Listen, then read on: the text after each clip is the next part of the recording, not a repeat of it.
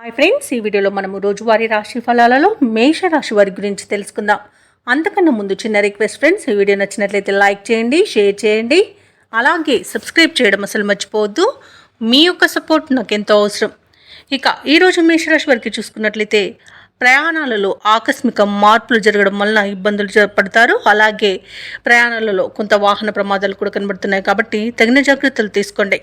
ఇక మేషరాశి వారికి ఈరోజు ఆరోగ్య సమస్యలు వేధించే అవకాశం కనిపిస్తున్నందున ఔషధ సేవనం చేయండి. తగ్గకపోతే వైద్య సంప్రదింపులు చేయడం మీకు మేలు చేస్తుంది.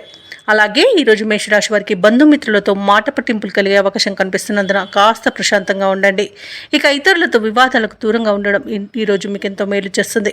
పుణ్యక్షేత్రాలను సందర్శిస్తారు. దేవాలయాలను సందర్శించినప్పుడు మీరు ముఖ్యంగా గుర్తుంచుకోవాల్సింది మీ ఇష్టదైవం యొక్క ఆరాధన అనేది మీకు మంచి చేస్తుంది కాబట్టి తప్పకుండా దిశగా ప్రయత్నించండి.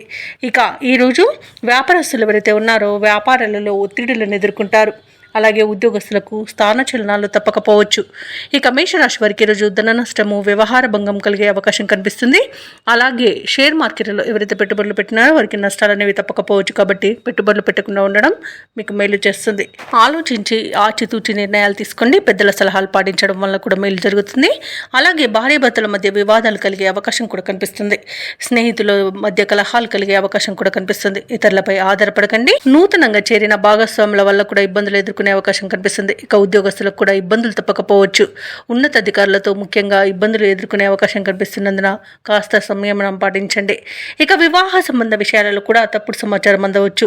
ఇక కార్మికులకు కూడా పరిశ్రమలలో ప్రమాదాలు జరిగే అవకాశం కనిపిస్తున్నందున కాస్త జాగ్రత్తగా ఉండండి. ఆర్థిక వ్యవహారాలలో కూడా గందరగోళ పరిస్థితులు అనేవి నెలకొంటాయి. ముఖ్యంగా ఈరోజు మేషరాశి వారు జన్మ జాతకం చూపించుకోవడం మీకు మేలు చేస్తుంది. ఇక దూర ప్రయాణాలు కూడా సంభవించవచ్చు. కష్టపడ్డ ఆశించిన ఫలితం మాత్రం అందుకోలేరు. కుటుంబ సభ్యుల వైఖరితో విభేదిస్తారు. అలాగే వ్యాపార వాణిజ్యవేత్తలు ఎవరైతే ఉన్నారో వారి యొక్క వ్యాపార లావాదేవీలు అంతగా లాభించవు. ఇక ప్రభుత్వ ఉద్యోగస్తులు ఎవరైతే ఉన్నారో వారికి స్థాన మార్పులు అనేవి జరగవచ్చు.